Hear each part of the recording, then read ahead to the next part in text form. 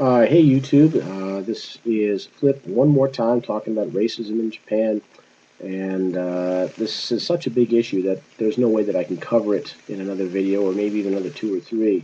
So let's just finish up before I talk about something next on my next video about the more important things and, or should I say, the more disturbing things about racism in Japan.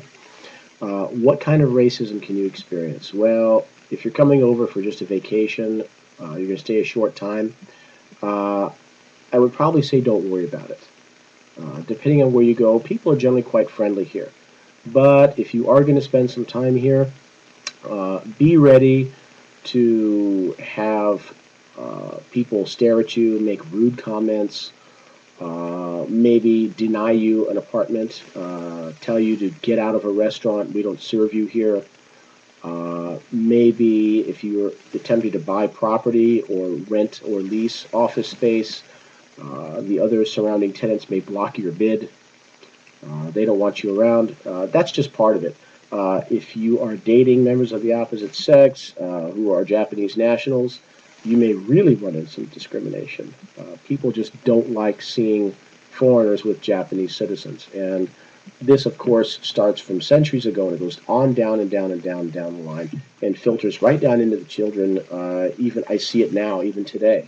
You know, walk down the street of any place in Japan, usually, and have a line of cars pull up next to you or a bus full of people, and you don't have to look in that window to know that every face, every eye is on you.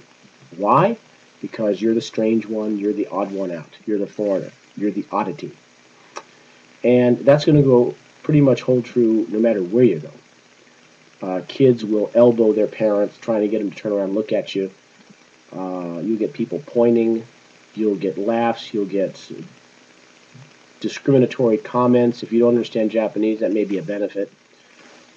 You will get a lot of people, for example, ride the bus or train or any public transportation, and you'll notice that nobody wants to sit next to you. They will avoid you like you're a leper. The news media and the government has just pounded into the heads of the Japanese citizens that all foreigners are dangerous and we need to be shunned like the plague. And it reflects in society today. It's really a shame. Some people have seen through it, but many have not. And it can be quite infuriating sometimes.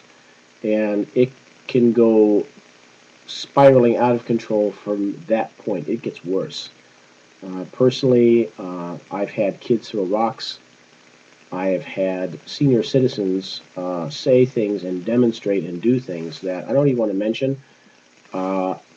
They are probably the most flagrant offenders of racism. And the main point of this video is I want to ask one question to anybody contemplating coming here or anybody who's already here now. Why do you tolerate it? Why do you ignore when something is blatantly illegal and it's shoved right down your throat? Why do you allow it? Why do you simply say, oh, I don't want to make any trouble? It is illegal for someone to discriminate against you here, yet a lot of the foreigners just simply accept it. They don't do anything, they don't fight, and that's just the reason why it's getting worse. I'd like to know why you don't stand up. You would stand up in your own country. Why don't you do it here? And it's really a shame to see it, but that's one of the reasons why I'll be leaving soon. So, well, if anybody has any thoughts on this, I'd sure like to hear it, because the next topic I'm talking about is employment and dealing with Japanese employers here in Japan. That'll be next time. Like I said, you may not agree with everything I have to say, but hey, that's just my view. Take care.